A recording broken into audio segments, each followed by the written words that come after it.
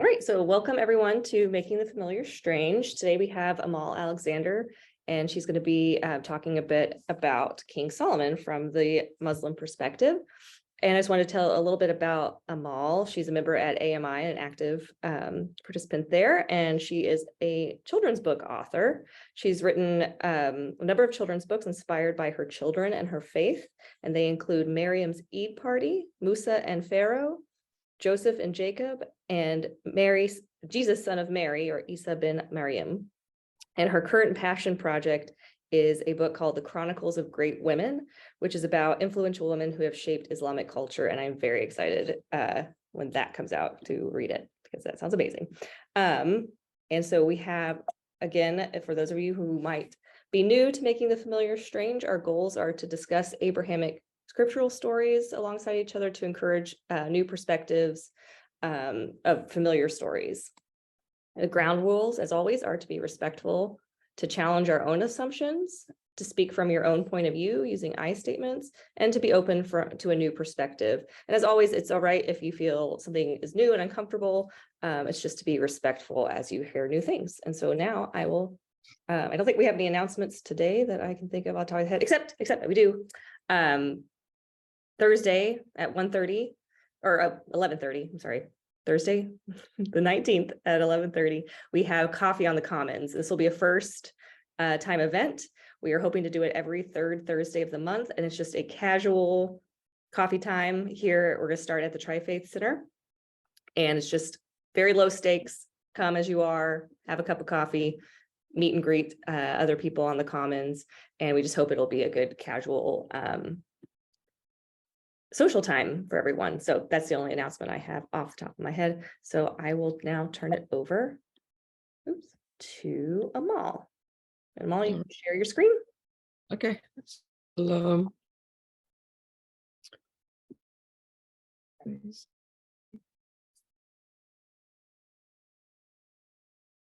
we go. Okay, can you guys see my screen? Yes, thank you. Okay, all right, thank you. Thank you, Megan, and thank you so much for inviting me for this event. I really love these discussions. And so before I get into the story, I've been working on this for the last few days. I tried to there's so much story about King Solomon in the Quran, and I tried to incorporate as much of the importance of Prophet Sulaiman as we can, his story as much as I can, because there are quite a lot of significant stories that make him, that magnificent prophet that he was.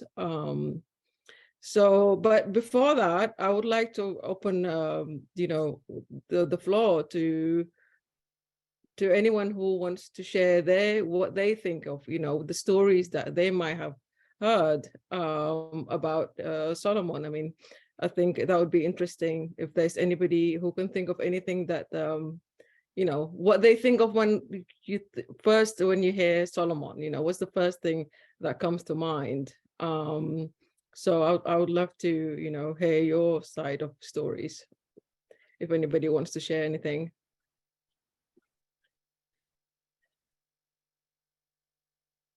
The first thing that comes to mind for me is that he was very wise. Right.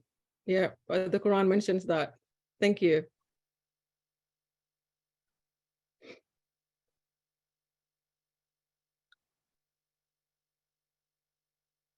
There's the story of the mothers who come in saying that this is my baby, and they would only go home with their baby, but he said, well, obviously the fair thing to do is to share the baby, so he's getting ready to cut the baby in half, and the true mother. Yes. Yes, we have that exact same story. We do. Yeah. Yes, we do. We have that exact same story. Good. That's a good one. Yeah, that's a very good one. Yeah. That's interesting. Anybody else has any story? I've been reading Joseph Heller's account of, it's actually David and Solomon, called God Knows. And Joseph Heller is a cynic, and it's very interesting. It's comedic in a way, but it's interesting his read on both of these two enormous characters, David and Solomon. Yeah, yeah, absolutely. Yeah. It gives a very different viewpoint. Okay. Okay. A rabbi that I studied with said that King Solomon was a person of great highs and lows, as we see in Ecclesiastes, and that his I don't know, counselor gave him 2 rings and said, put 1 ring on your right hand and 1 ring on your left hand. And when you're feeling very, very, very high, read the ring on your right hand. And when you're feeling very, very, very low, read the ring on your left hand. And both of the rings said, this too shall pass. Mm. Okay. Thank you. Thank you for sharing these stories. Okay. Shall I proceed? I can, okay, thank you. So yeah, we do have similarities. I love the story of the baby, although I didn't include it in this, because there's, by the end of this, session that I want to share as many stories in the Quran as possible. And so we can get an idea, the Solomon is, the story of Solomon. So one of the things that is in the Quran that is known is that they have been, God favored David and Solomon, Suleiman and Dawood, as we call them in Arabic. And then in this verse, it talks about how they were given the knowledge. One of the knowledge, they were given advantage. And it says, we gave knowledge to David and Solomon. And they said, and one of the things that we hear throughout the Quran is their gratitude. They were always grateful.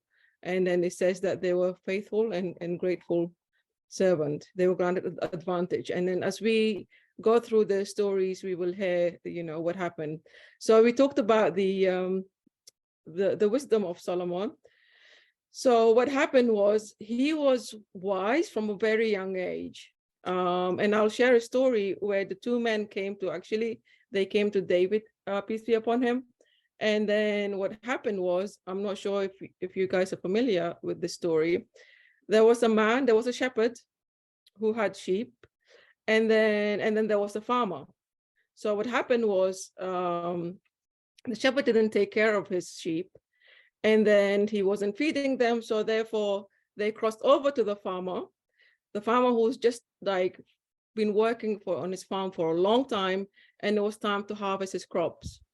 So what the sheep do is they cross over and they start grazing on his farm, and they destroy the farm, they eat and everything. So and then they say to David, can you judge between us? So it's David. David gives one ruling, but then Solomon stands up and then he says, Father, may I suggest something? And he says, of course, my child. And then Solomon suggests that the farmer they switch. The farmer takes the sheep for a year and uses the sheep as he wants. And the shepherd takes the farm for a year and then takes care of it. And then until it's back to its original state, until, it's time ready to harvest. And then David is really impressed with that story. And then, and he goes with that ruling, with that judgment. So, so these are just, some of the stories that,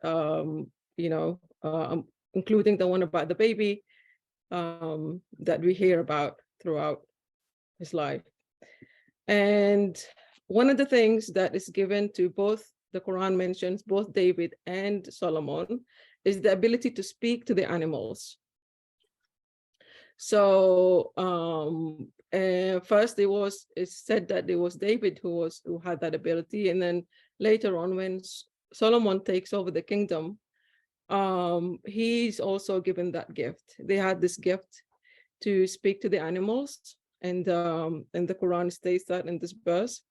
There are two main chapters in the Quran that talks about a lot about Solomon. One is the ant.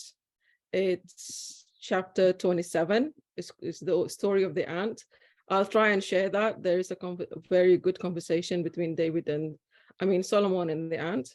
And the other chapter is chapter 38. It's called Sad.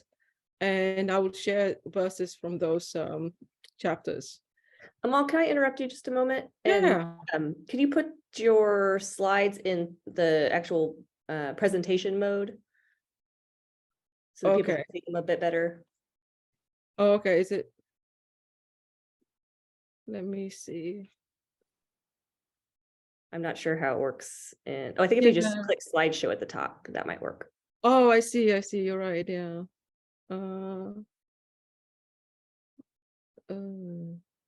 Right next to share, the yellow share button, there says slideshow. Yeah, I need to put this down. Let me see.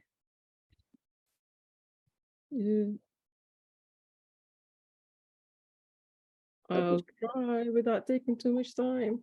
That's right. Yeah, the thing is that this is here, so I can't.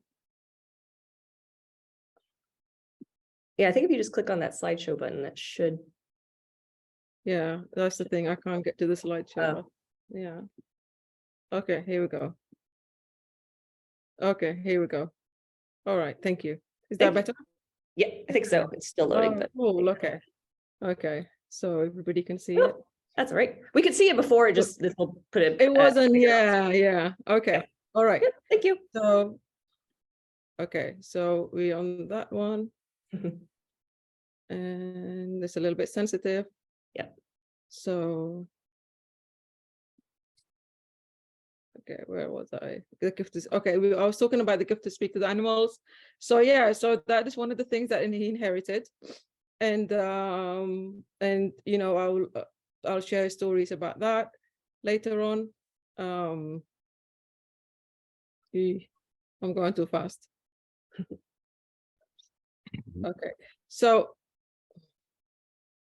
Solomon's kingdom. So when David passed away, like I said before, Solomon inherited his father's kingdom, and he became, and it said that he was one of the last kings of, the king of Israel, the people of Israel, and then there was no other king who was able to unite the people after him, and he became one of the wealthiest, and he was blessed with abundance of wealth and power. And then, so at some point, he got quite distracted with that. And then the Quran says that, so Allah tested him. God tested him because, he was getting distracted. And so what happened was, this is being translated differently. So a lifeless body was put on his throne. And then also it said that I can't quite I read different scholars interpret this differently.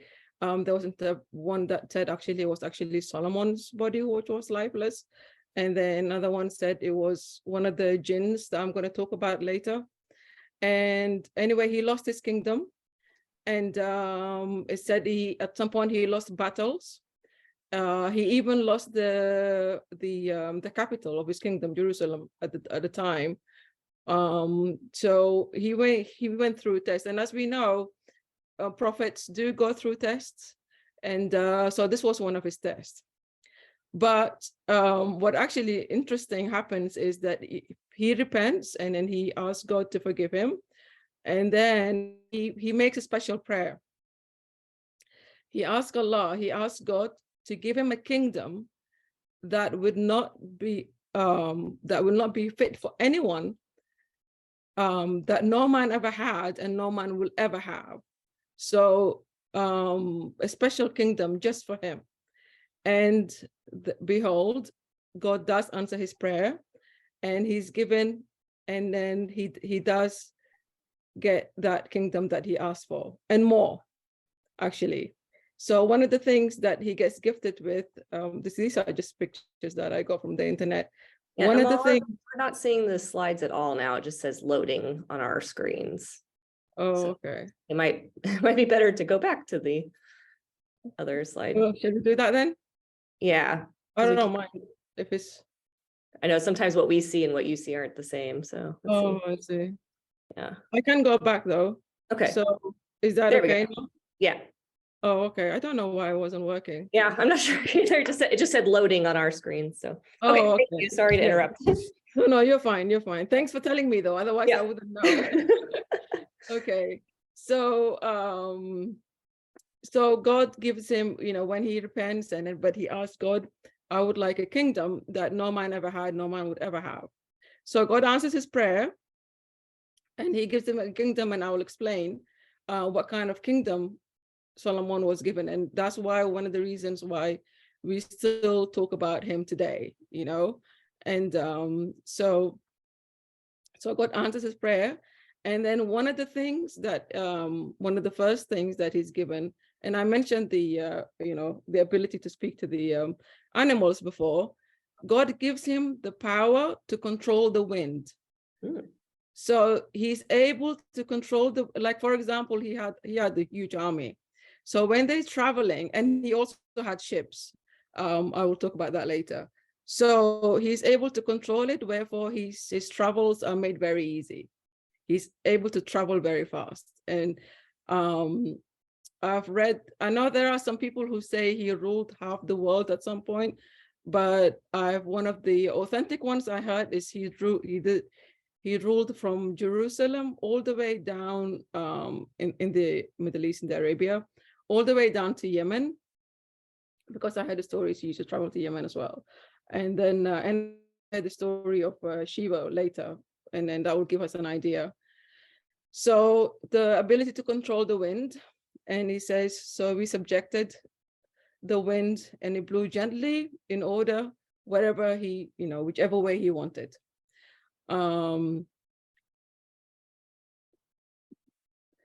And then one of the things that he's known, and then the Quran states, so he was given the ability to control the wind, and then he was given the ability to control the jinns. So jinns are, and then we will see the power of these creatures. In the Quran, it says God created two kinds of creatures. There's the humans, and then there's the jinns. Jinns are made of, we're made of, soil and mud and things. The jinns are made of fire. So therefore they're very powerful and they travel very fast, and we don't have the ability to see them. But God gave Solomon the power to control the jinns. And it said every type of jinn, every kind, a builder, a diver. And then it says one of the reasons why he was able to have such amazing kingdom was the jinns were able to help him build. Like this is why he had these amazing, magnificent building. And then also some of the jinns were able to help him with his wealth. Like they're able to mine the gold and the copper. And he was one of the first people who was given that ability. So I have taken the authority to take some images from the internet, and I'm gonna get to, okay. So if there's anybody who has any question, because I'm gonna get into the story of him and Queen Sheba, which is a long, not too long story, but it's a very interesting story. So at this point, if anybody has any question or any input on this, you can let me know what you think of the story so far. I had a question about the jinn. Are they good or bad, or are they just neutral? Or The thing is, they have different levels of power. Okay. And then they are not, they have power. They are not known to, some of them are good, and some of them can be very wicked. Okay. So that's why God gave him the power to control them, because no human, it's not easy for a human to to control them, because it's not easy. So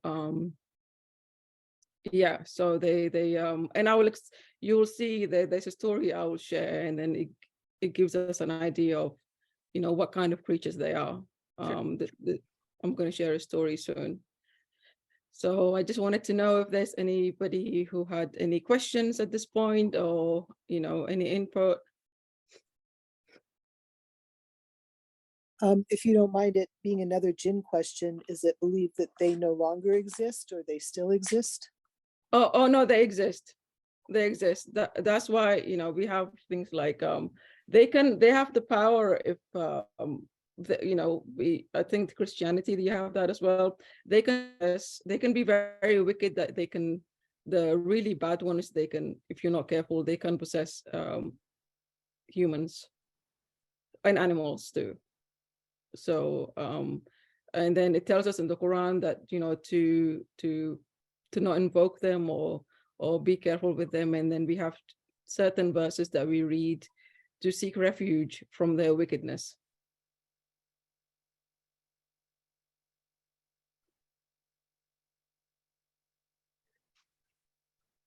Any other question?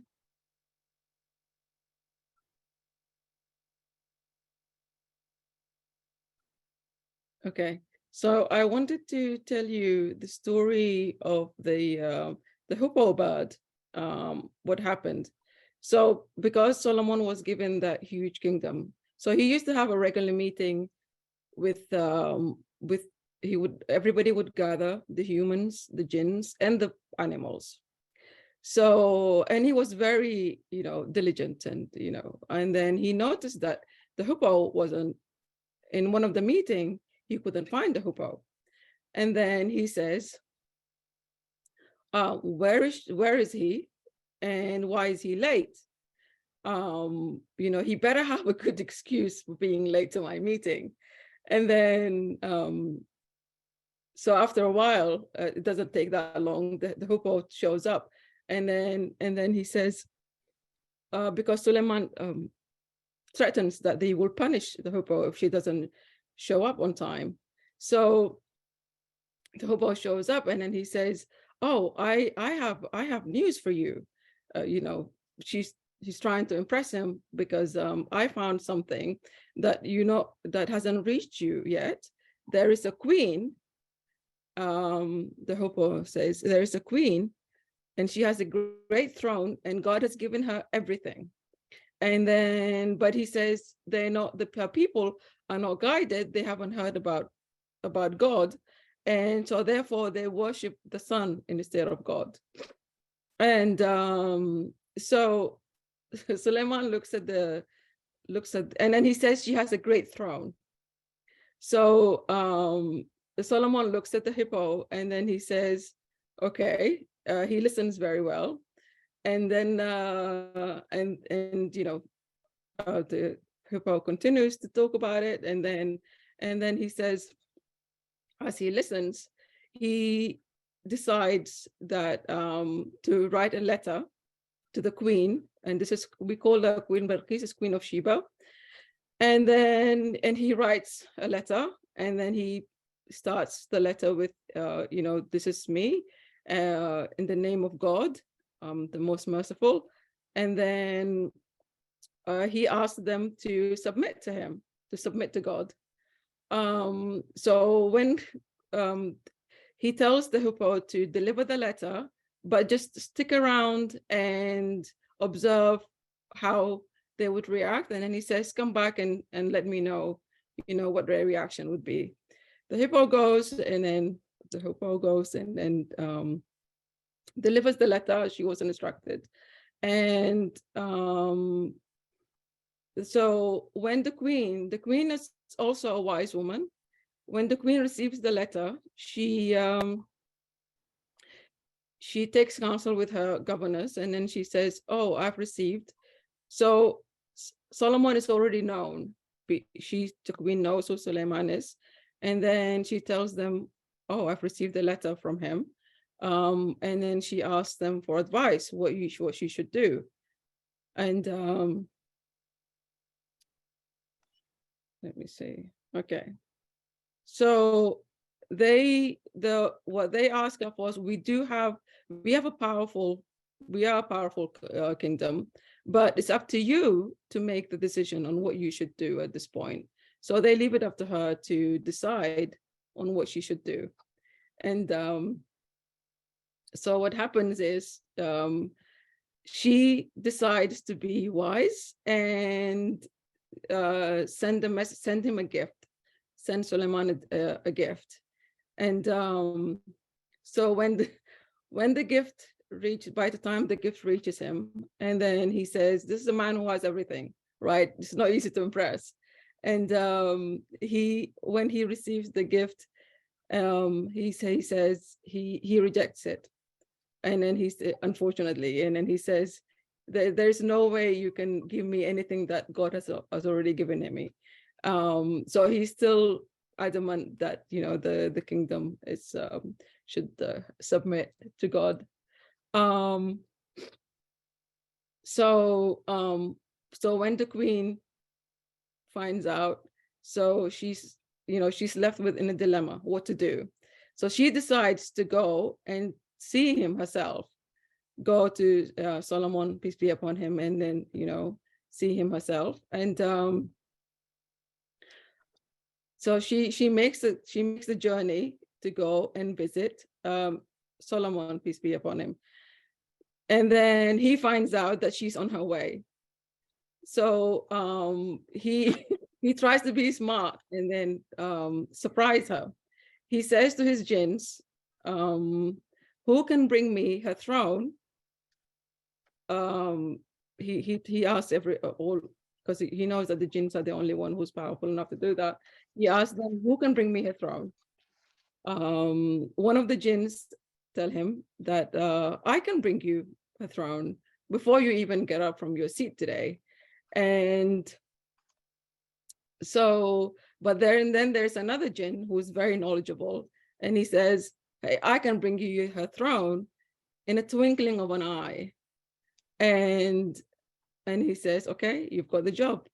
So the jinn who can bring him the throne in twinkling of an eye is asked, and then before he knows it, he has the throne of Queen of Sheba. So he wanted to test her and see what her reaction would be when she comes to see him. And so when she comes, he asks her, is this your throne? And then and she's smart enough to, she says, oh, it looks like my one. So she doesn't, he just wanted to test her how she reacts to this incident. And it's a very interesting story. So and then he shows her his palace, and then she goes in one of the rooms. He has this, like, his palace is so huge, and he has these water that like flows, like some advanced technological things that he'd built. And she goes into a room. There's a water flowing down, but there's also a crystal that covers it. And then he says, go in, and she lifts up her dress, and thinking that she might get wet, and then she realizes, oh, I'm walking on a glass. There's water underneath, but it's not, the water's not touching me. And then she says, this is when she realizes that, oh my God, she realizes who Suleiman really is. And this is when the Quran says this is when she accepts God. And then she becomes a believer, basically. So this is where the story stops in the Quran. And I know that there are a lot of stories that, that they get married and all these things. I haven't really found anything that states that they did get married, that they had kids, but it says this is where the story stops, that they you know, she becomes a believer and she realizes that you know, that Solomon is actually you know, a true prophet, and she becomes a believer. So so I'm just gonna stop and then see if anybody has any questions and in regards to this, and then if they've heard the story differently, or if anybody has any other comments before I finish the story.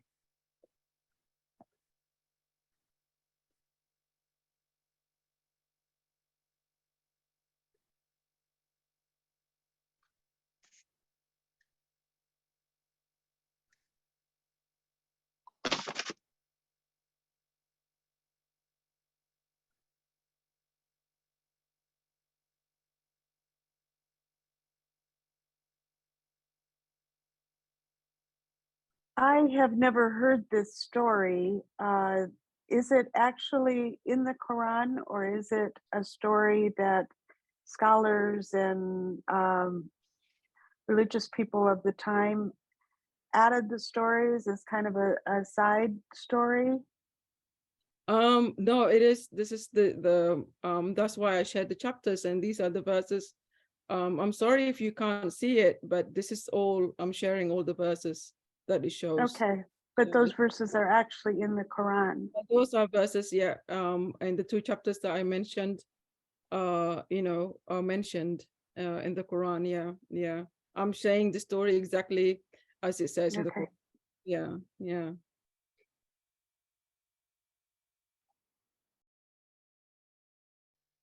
Yeah, am I understanding it correctly, Amal, that in the Quran, Solomon goes to visit the Queen of Sheba?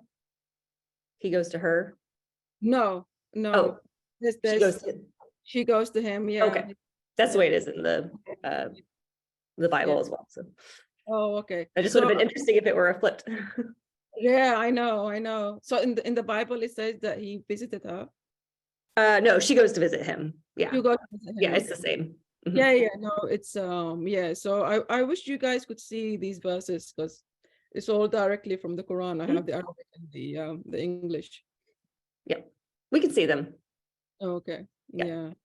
Yeah, this is all so this is the last part, the last verse of their story in the Quran. So you know, yeah.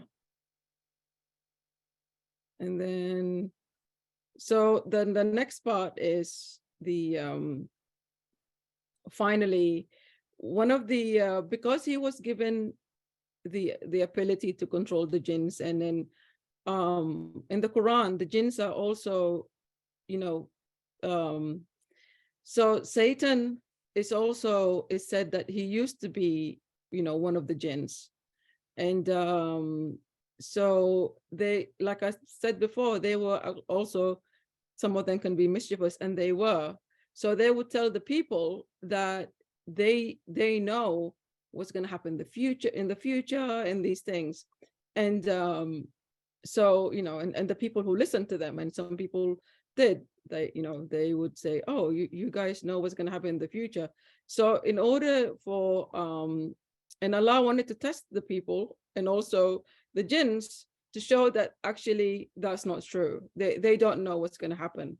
So one of the things that happens in towards the end of Solomon's life is when he passes away, because as long as he's sitting on the throne, everybody is scared. Every you know, he has the ability that nobody, you know, can misbehave or anything, especially the jinns, because they knew, oh, you know, they, even though they're known for their wickedness, and they knew that he had the power to control them, that God has given him that. So and then even though they claimed that they knew the future, so what happened is when he dies on his throne, and a long time passes, and nobody knows. He's sitting on his throne, nobody knows if he's dead or not. So and the jinns, they're just carrying on, slaving away, you know, doing their job, doing their chores. And suddenly, the stick that he was carrying, the worms, I don't know if it's the mites or something, they start eating on it, and then it gets shorter and shorter, and then as the stick gets shorter, he falls off his throne. And and then they realize, oh, Solomon is actually dead.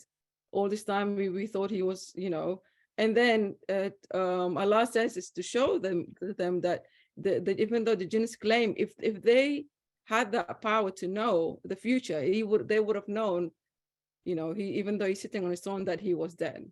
So, and then they realize, oh, Solomon is gone, and the people realized actually these jinns don't really know what's going to happen in the future, even though they claim that they know. So the Quran says that it was to test them, that only God knows, knows what's going to happen in the future. And so that was it, really. That was the end of his life.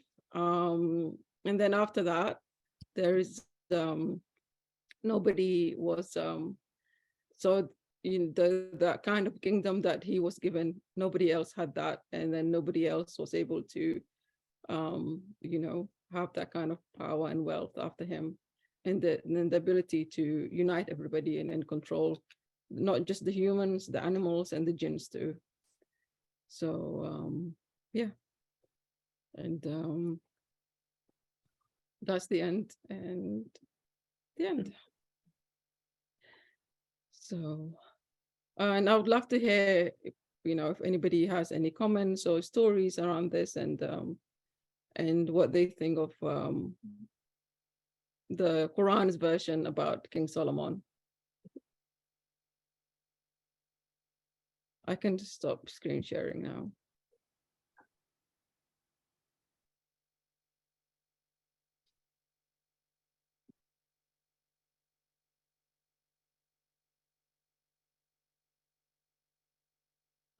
Hi, Khalil here. I don't know if can you hear me?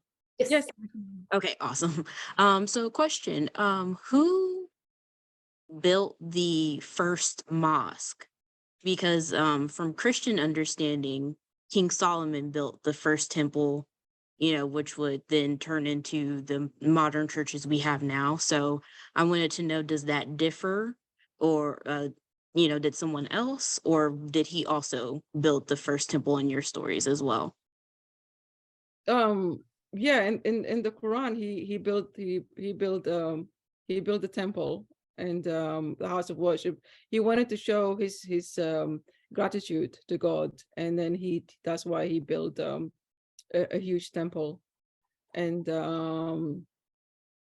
but that was at his time. If you're referring to who built the first mosque in Islam, I mean, when Islam came, the one of the biggest mosques that we have is the Prophet's Mosque, which is in Saudi Arabia, in a town called Medina. But the Quran does talk about the Prophet's temple, that he built the first temple. Okay. Yeah. Thank you. Yeah, you're welcome.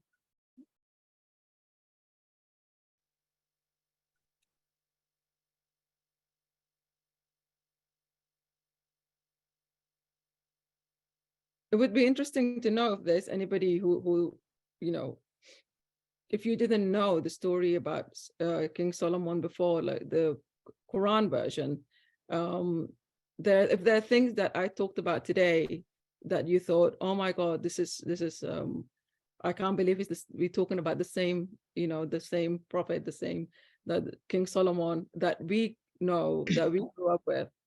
So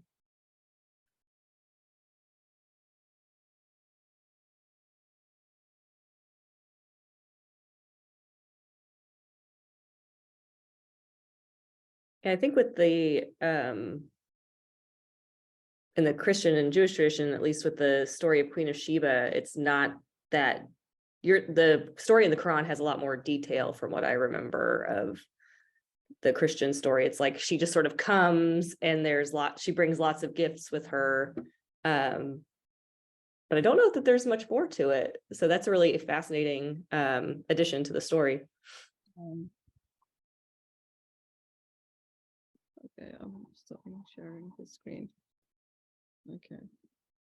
Yeah, I'm wondering if everybody knew the story of Queen Sheba as it's detailed in the Quran, if anybody was familiar with that story, and all the other things, like, for example, him speaking to the animals and controlling the wind, and he was given a lot of power, and Quran states all of that and why Allah gave him all that power.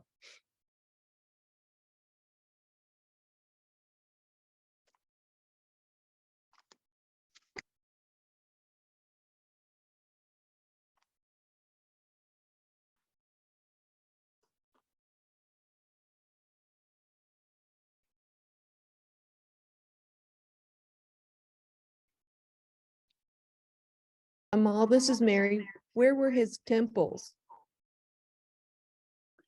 I'm guessing it's the Jerusalem. It doesn't yeah, the main temple that he had in Jerusalem. Yeah.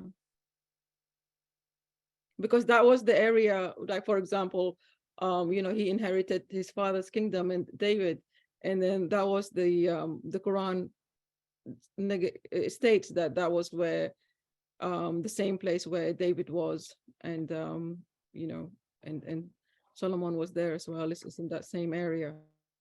Thanks. That makes sense. Yeah.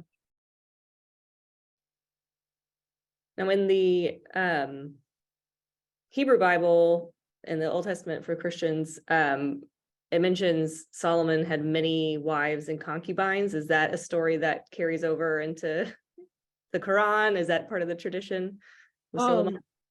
Yeah, it's not in the Quran, but yes, we do have similar stories that he did have a lot of wives. I had different numbers. I had 99. so Yeah, I think in the Bible it's like 400 wives and hundreds of concubines. So it's a lot.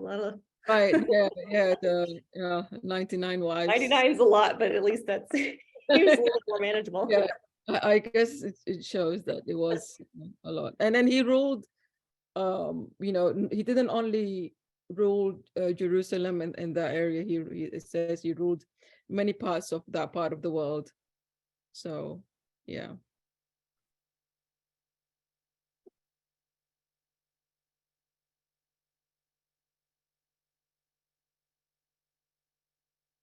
Thank you, Amal. It's interesting to hear the stories from different perspectives. This is one I've never heard before.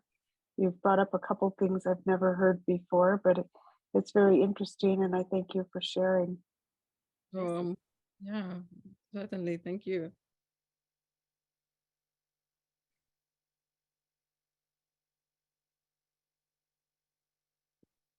Does anybody else have any questions or comments they'd like to make? Stories they'd like to share?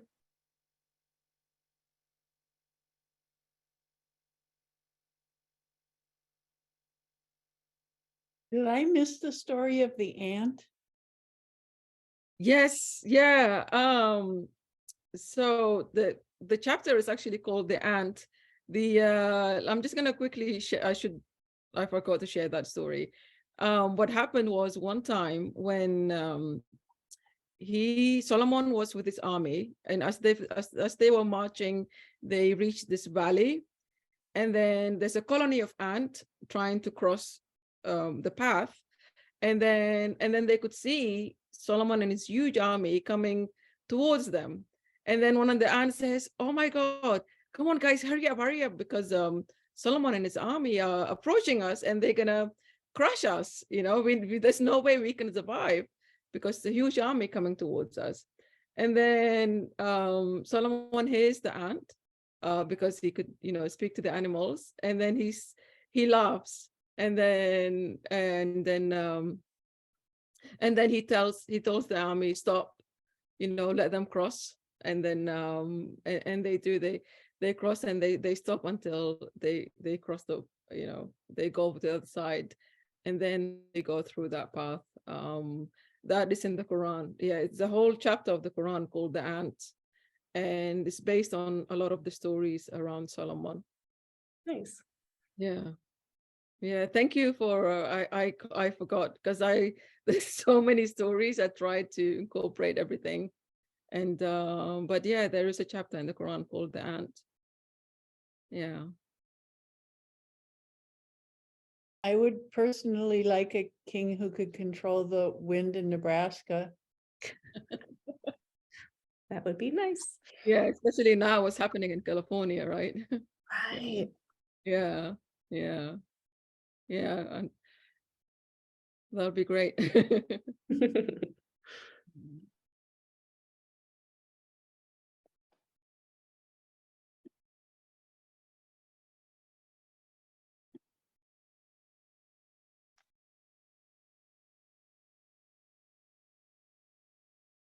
All right, well, if anybody else, if there's no more questions or comments, I just want to thank Amal, sort of last minute fill space, volunteer for the space, for making the familiar strange. And I just really appreciate you sharing these stories and this perspective. I think all of us learned something new today. And again, our next one will be next month on, let me find the date for you. It's always the third Tuesday of the month. So February, it'll be the 21st, and we'll have Jay Asher from Temple Israel talking about David and Goliath. So we'll go back a generation to David. So thank you all for joining us today. We hope you enjoyed it, and sign up next to join us next month. So thank you all so much. Thank you. Thank you for having me.